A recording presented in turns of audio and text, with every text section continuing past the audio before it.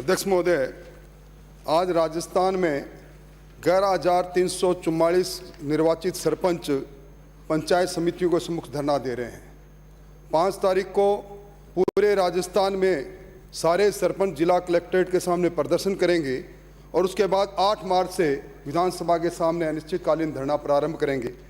अध्यक्ष महोदय, आपको ध्यान होगा 73वें संविधान संशोधन के पश्चात आर्टिकल 243 में व्यापक संशोधन करके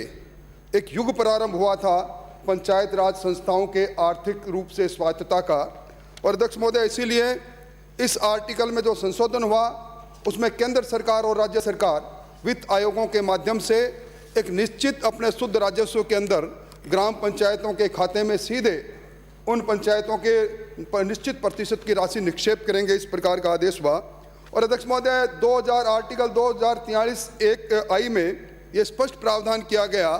कि महामहिम राज्यपाल प्रत्येक 5 वर्ष के लिए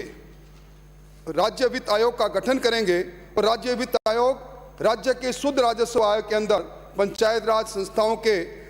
दिए जाने वाले पैसों के लिए एक प्रतिशत निर्धारित करेंगे। 5वां वित्त आयोग बना 1 अप्रैल 2015 को और उसका समय समाप्त हो गया 31 मार्च 2020 का। और दुर्भाग्य है, राजस्थान में पहली बार संविधान में प्रदत्त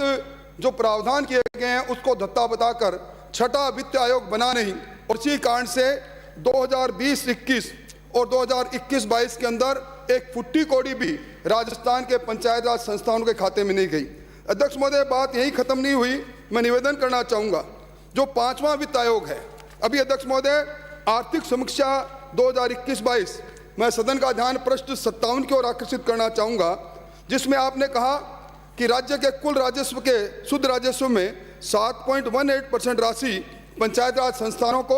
और नगरीय स्थानीय निकाय को 75% और 25% के हिसाब से वितरित की जाएगी। दुर्भाग्य है 2019-20 के अंदर अध्यक्ष महोदय जो पैसा पंचायतों को मिलना चाहिए था वो 2020-21 में जारी किया गया, और 20-21 का 19-20 का पैसा है, 20-21 का जारी हुआ नहीं, पर 19-20 का पैसा जो 2020-21 में जारी किया, मैं नहीं कह रहा, ये आपकी आर्थिक समीक्षा की वो पुस्तक तैयारी है जो आपने हमें दी। 2267 करोड़ रुपए आपने जारी किए और उसमें 31 दिसंबर तक खर्च में 434 करोड़ रुपए, और उसमें भी उन ग्राम पंचायतों को एक पैसा नहीं गया। 293 करोड़ रुपए पंचायतों को सहायकों को सीधा मानदेय आपने दिया, और 49 करोड़ रुपए आपने जो आपका कोविड-19 स्पेशल है वो गया। 1 रुपया भी, दुर्भाग्य है कि 2 वर्षों में राज्य वित्त आयोग से मिलने वाले ग्राम पंचायतों में 1 पैसा नहीं गया। और इसी कारण से आज किसी भी गांव के अंदर एक भी काम अगर इस सरकार के आने के बाद बता दो तो आपको मैं सजा पाने के लिए तैयार हूं। अध्यक्ष जी, मैं 1 मिनट में खत्म कर रहा हूं। और 15वें वित्त आयोग का जो केंद्र सरकार का पैसा है उसमें 2020-21 की जो किस्त थी 2000 करोड़ रुपए की आपने जारी की 1931 करोड़ रुपए, और उसमें व्यय हुआ 677 करोड़ रुपए, क्योंकि आपने पीडी खाते के अंदर